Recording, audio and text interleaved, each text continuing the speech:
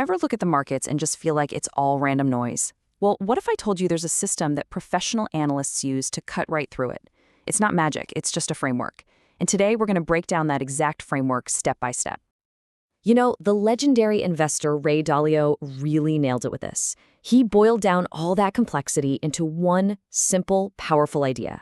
At the end of the day, almost everything comes back to just two main drivers: economic growth and inflation.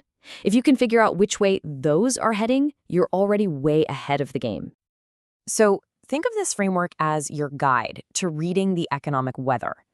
Instead of just getting caught in the daily storm of headlines, you'll start to see the bigger picture, the changing seasons of the market.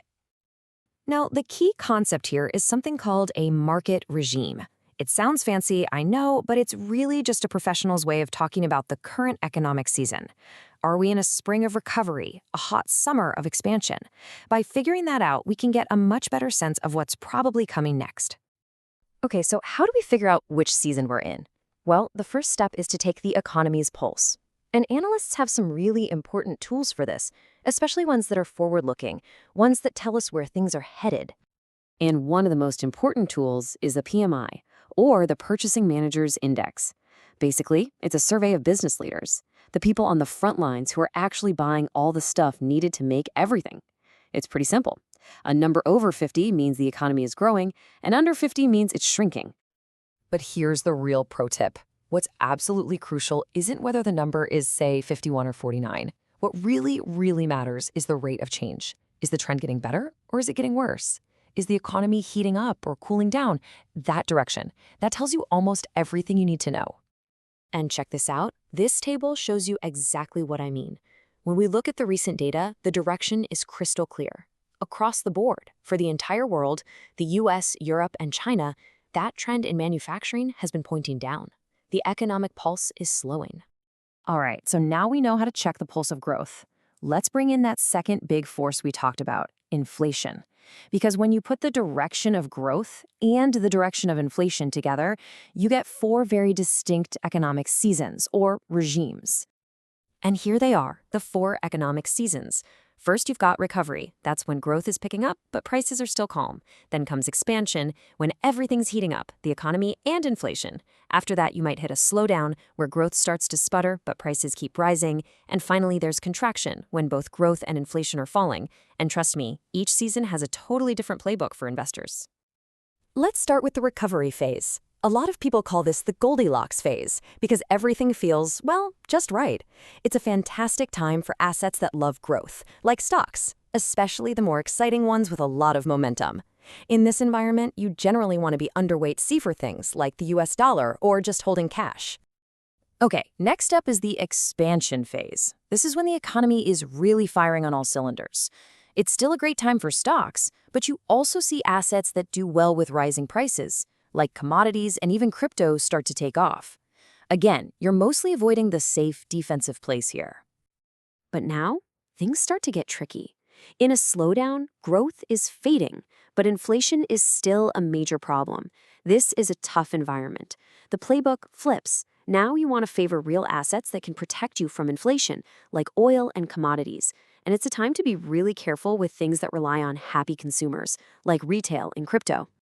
And finally, we have contraction, or what most people just call a recession. Here, the name of the game is simply protecting your capital. It's a flight to safety, so investors pile into the US dollar, gold, and government bonds.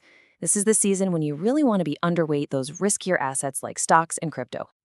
So, knowing the big overall season is absolutely key for your main strategy. But for navigating the day-to-day weather, professionals use tactical tools for that. Let's take a quick look at a really simple but powerful model for timing your moves inside of a season. It's called the Trend and Trade Range Model, and the logic is super simple. When the big overall trend is bullish, meaning it's going up, your strategy is to buy the dips. You wait for a small, temporary drop to get in. But when the trend is bearish, meaning it's going down, the strategy flips. You sell the rips, using any temporary bounce as a chance to sell before it likely heads lower again. And look, none of this is just some abstract theory. It's all grounded in decades of market history.